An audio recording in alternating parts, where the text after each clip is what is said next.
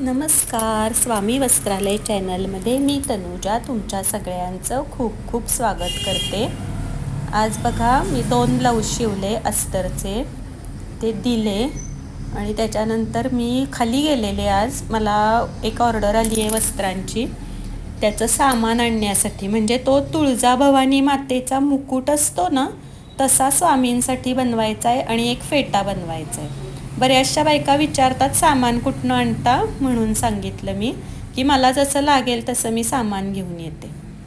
आता बघा, ही शाल जी मी बनवती आहे ह्याचं कापडसुद्धा मी काल आणलं आहे, इथूनच आणलं आहे. इथल्याच दुकानात जाते आणि घेऊन येते. आम्हीची शाल बनवती आहे बघा. खूप छान क्वालिटीचं कापड आहे. त्याची शायनिंग बघू शकाल. हे काही साधं कापड नाहीये बघा. इकडच्या साईडनं फिनिशिंग बघा तुम्ही कापडाचं. छान क्वालिटीचं कापड आहे. ही शाल बनवतीये मी आणि त्याच्यावरची टोपी बनवून झाली आहे. आता शाल बनवताना थोड्याशा गप्पा माराव्यात म्हटलं तुमच्यासोबत.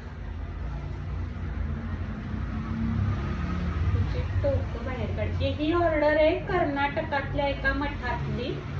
आज मी 2 ब्लाऊज शिवले. सध्याला जरा लोड होता, त्यामुळं ब्लाऊजचा जो क्लास आहे तो कंटिन्यू करणार आहे मी पुढं. तर मी स्वतः वेगळं काही करून दाखवत नाही. मी जे स्वतः शिवत असते ना तेच मी दाखवते तुम्हाला बनवताना.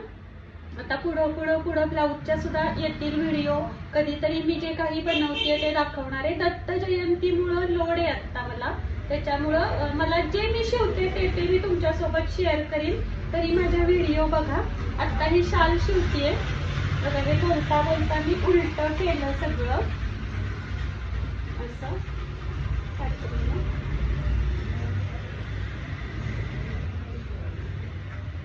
आणि मला खूप छान वाटतंय की माझी ही शाल कर्नाटकामधल्या मठामध्ये चालली आहे.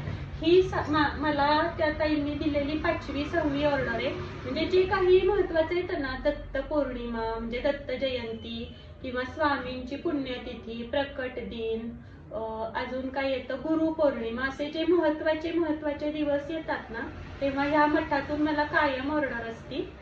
तर चला मी काम करतेय, दाखवते तुम्हाला कशी करतेय ते बघा. जरा एन्जॉय करा माझं शिवण काम पण.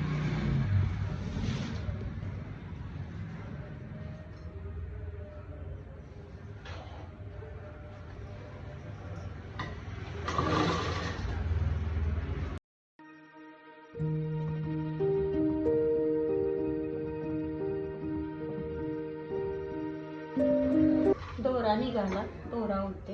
हे जाड कापड असतंय ना, जाड कापड असलं की सारखा दोरा निघतो. दोरा सारखा ओवायला लागतो. आणि ह्याला लेस मी ग्रीन कलरची लेस आणली आहे, ती लावणार आहे. बऱ्याचशा बायका